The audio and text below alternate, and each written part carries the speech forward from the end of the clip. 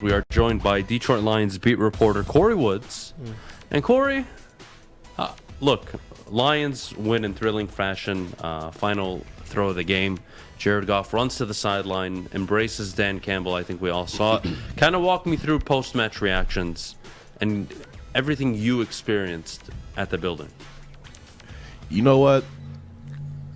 First off, when they started that game out, it was really electric in there because that is honestly the best first half I've seen Jared Goff look all season. Yeah. You want to go ahead and say he looked good during the Green Bay series, okay.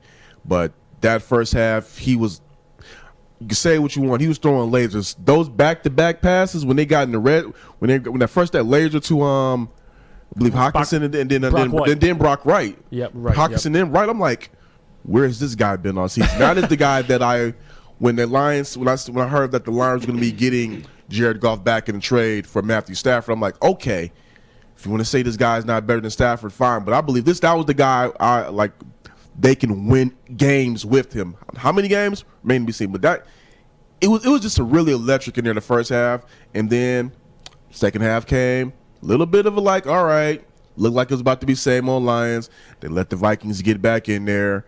I really did not understand that last fourth down call that could have made this a whole different type of morning if they would just went ahead and punted it, or if they, the Lions didn't go ahead and win that game, because I felt they should have punted it. People kicked me all over Twitter. I think in that situation, when you have that fourth down situation, you punt the ball. People are like, well, the Vikings could have marched back down the field and scored and drained the clock out. Okay, wait a minute. So now you're just saying you don't have faith in the defense to do their job at all. Right.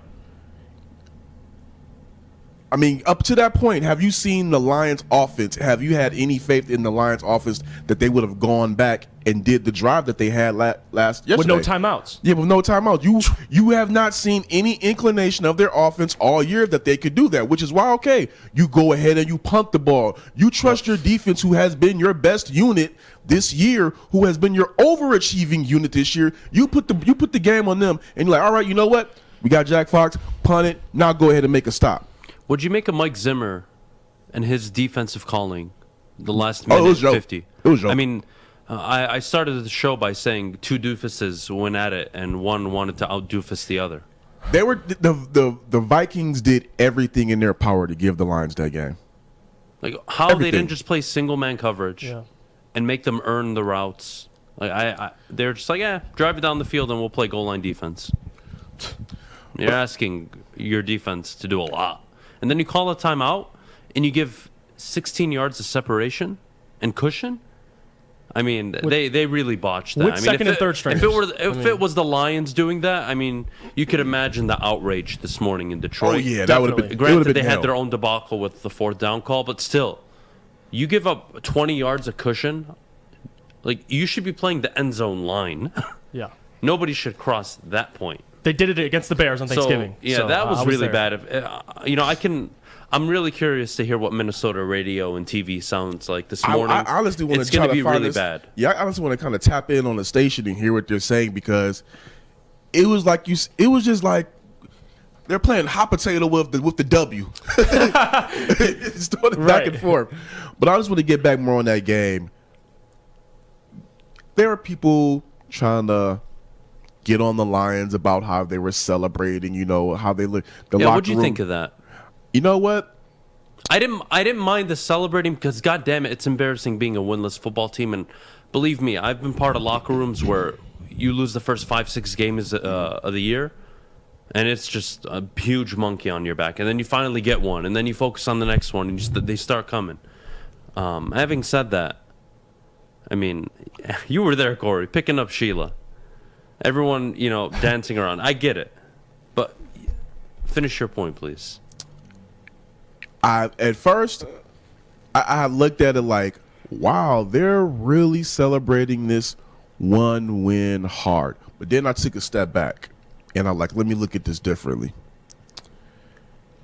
For everything that they've gone through this season, all of the, some heartbreaking losses, some things where Dan Campbell actually did something right. Heck, against the Vikings, when they went for that 2-point conversion, I thought that was a gutsy call back then, and they've done things well to win the games, and then they lost in the end. That was a moment of just like relief, weight off your shoulders, and also too, they've said it all week leading up to the game, and they said it after the game. They were really trying to get that W for the Oxford community. That was really a talking point that Dan said they drove home after the game. Hell, he coached the game with the hat, with the school's hat and mascot on there. Right. They really want to win that for the community. So you know what? With all of that considered, I think he gets his first win. He gets his first win. They do it for that community. What did he say leading up to the week also? It's hard to see progress, growth, when you're sitting there 12 weeks into the year winless. And that's fair. Yeah. It's actually one of the more fair things he said this entire season. Yeah, what do you want people to say about you? You're 0-11 and 0-10-1, excuse me. You want people to say, wow, I really see where this is going. No. But it's games like this that offer you maybe a little glimpse and insight into the future. And also, it's another game like this, and maybe another one after that, and they finished 3-13-1. Who knows what the record is at the end of the year? But the point is, going into the offseason winless, it would have been catastrophic for the culture he's trying to build. Yeah. And then on top of it, you got a glimpse in that locker room from the clips that the Lions posted. You see that those guys really wanted to win for him and play for him. Now he's going to have to do some things differently in the offseason. I think he's going to have to, make some changes with the coordinators. Obviously, we're talking about coordinators. We're thinking about offense. They're going to have to do some things to tinker with that offense of coordinators and personnel. But at the same time, you saw yesterday why the Detroit Lions brought him in. I don't think that if they had any other coach in that moment, they would have played as hard for him as they played in that game and all season. I don't think that there was any type of coach that the Lions could have that would have been able to deliver those messages this week to hit home and push those buttons for the players to go out there and play that way. Dan Campbell's going to have to figure out some things as a coach and clean up a lot of his mistakes, because that very well could have been a whole totally different result. But you got to give him credit for this. He messed up, but he figured out a way to get them back in there and get the W. And hopefully he can take what he learned from yesterday and continue that going forward. It is a huge monkey off that team's back, off of his back. Hopefully that loosens them up. Maybe they'll actually punt now going forward. Who knows? Right. Because they've been trying extremely hard all year to try and get a win. Because, look, nobody wants to talk about a winless football team. You finally have one. And, yes, guys, believe me, I know it's only one. But there's a certain message behind it. It offers something more than nothing. And no Lions fan wanted to go 16-1. Nobody wanted that embarrassment for an entire offseason. Yeah, if they still get the number 1 overall pick, okay, good. There were 2 14-1. Whatever the record ends up being. Who cares? It's fine. They showed you they can win a football game. The only concern is the continued fourth quarter decision making from Dan Campbell, but for another day, not Monday, not after a win, not after a win in that fashion, for that community, for that week of heartbreak, for the weekend that the state of Michigan had. Not on a Monday, guys. Not gonna do it. Yeah, you can like you said, you can shred that another day, just the way they responded in the moment. Because the thing is, you're going out there and you're dedicating something to somebody. It's like, man, come on. It's more so for me, like, I didn't want you don't want to see a winner's team. You don't want to cover a team that's winners because you don't want to continue to bash somebody and call for people's jobs and everything like that. You got to be objective, but you don't really want to do that.